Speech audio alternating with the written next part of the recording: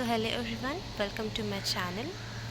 So before beginning this remedy Eupyptorium perfoliatum, I want to clear it to you all that I am also a student of 4th PHMS and I know that exams are nearby, but मेरा ये videos डालने का मोटो ये नहीं है कि मुझे सिर्फ व्यूज़ गेन करने हैं एंड मैं टाइम वेस्ट कर रही हूँ लोगों का, क्योंकि मुझे ऐसे कमेंट्स आ रहे हैं। बट मेरा ये मोटो था कि रैपिड रिवीजन क्विकली हम सुने भी तो फिर भी हम एग्ज़ाम में कुछ ना कुछ अटेम्प्ट करके आ सकते हैं, क्योंकि इस पॉइंट पे जब हमारे एग्ज़ाम 10 दिन पे है, आई डोंट थिंक कि कोई भी ऐसा पर्सन होगा कि जिसका कुछ पढ़ के ही नहीं हुआ है। सो हम यूट्यूब पे आते हैं, ये 10 डेज़ पे तो नहीं, उसके पहले हम आ सकते हैं। सो जब भी हम कहीं जा रहे होते हैं खाना खाने या फिर कुछ काम कर रहे होते हैं, दूसरा कुछ देर हमारा मूड नहीं रहता पढ़ने का, रीड करने का, and we are just very tired to read it. So I post this videos just so you can hear it and वो कुछ ना कुछ तो दिमाग में जाए। मेरा कोई ऐसा मोटो नहीं है दूसरा, मैं तो बस सबके भले के लिए ही डाल रही हूँ कि एटलीस्ट जब कान में सुन रहे हैं तो फिर कुछ ना कुछ तो जाएगा, याद आएगा ही। And most of the things मेरे लिए ऐसे रहते हैं कि इसमें क्या एक्सप्लेन करना है, तो फिर मैं एक्सप्लेन नहीं करती।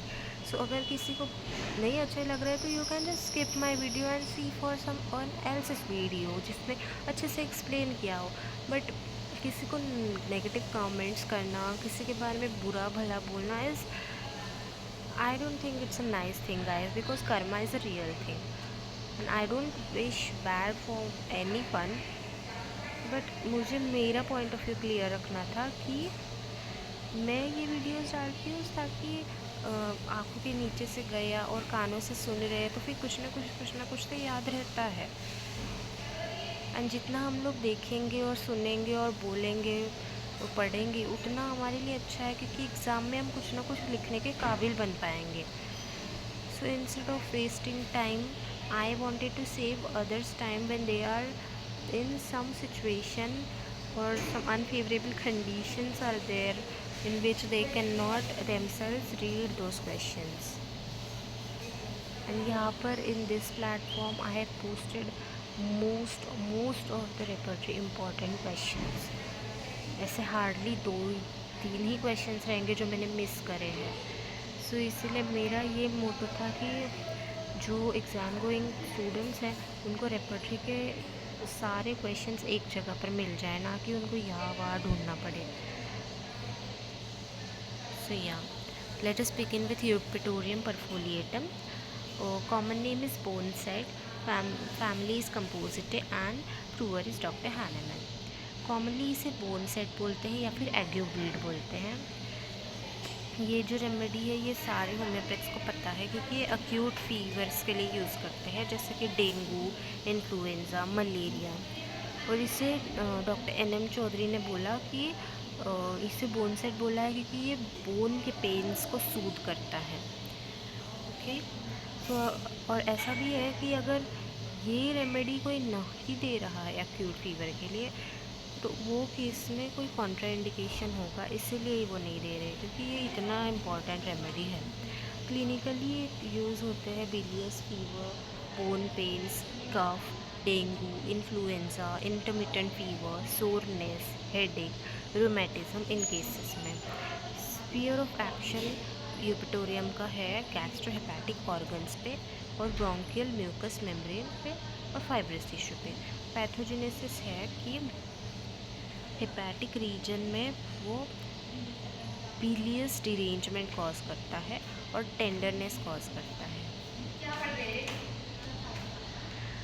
And vomiting of bile.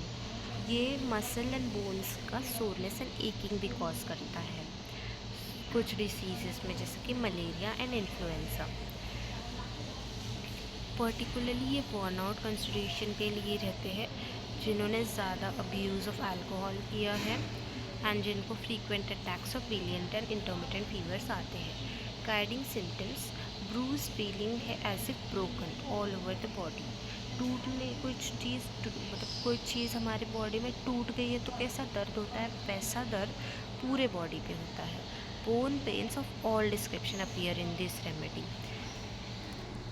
जैसे कि पेन बैक का, हेड का, चेस्ट का, लिम्स का, रिस्ट का।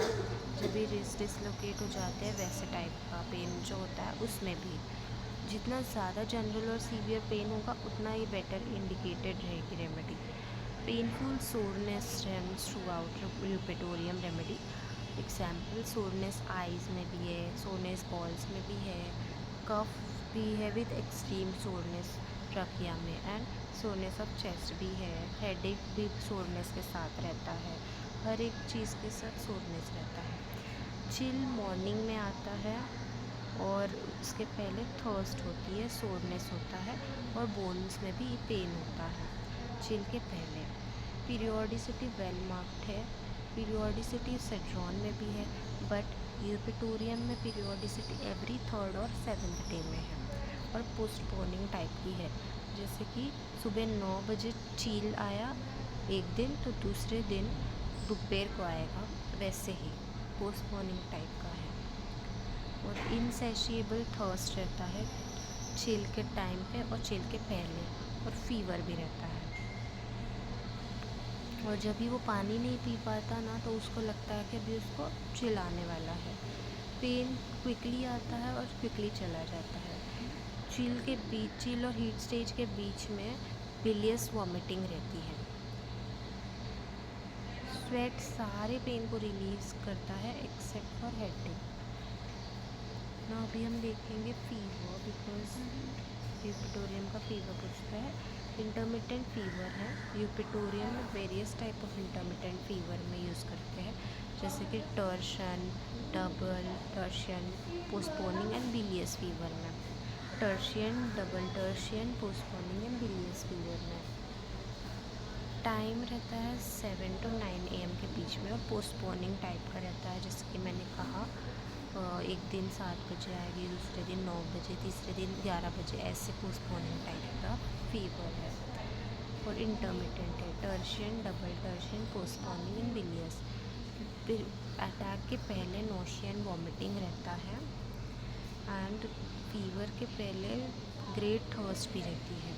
और अटैक के टाइम पे सीवियर चिल रहता है, शिवरिंग रहता है, runs down the back and spreads from back to extremities. Shivering पूरे बैक से नीचे तक जाती है और बैक से पूरे एक्सट्रीमिटीज़ तक जाती है। सोरनेस भी है और पल्सेशन है बैक ऑफ द हेड में। ऑक्सीपिट में वायलेंट पेन है before and during chill. Chill के टाइम पे पेशेंट को बॉडी कवर करने का मन करता है, बिटर वॉमिटिंग रहता है, and bruise feeling as if broken all over the body। ये सारे गाइडिंग वाले ही सिम्टम्स हैं यहाँ पर, फिर मैं फिर से नहीं पढ़ूँगी, पर इसके जो कंप्लेंट्स हैं वो वर्ड्स होते हैं पीरियोडिकली ओपन एयर में, एन एम्यूलरेशन पे conversation, getting on hands and knees and sweat accept in headache.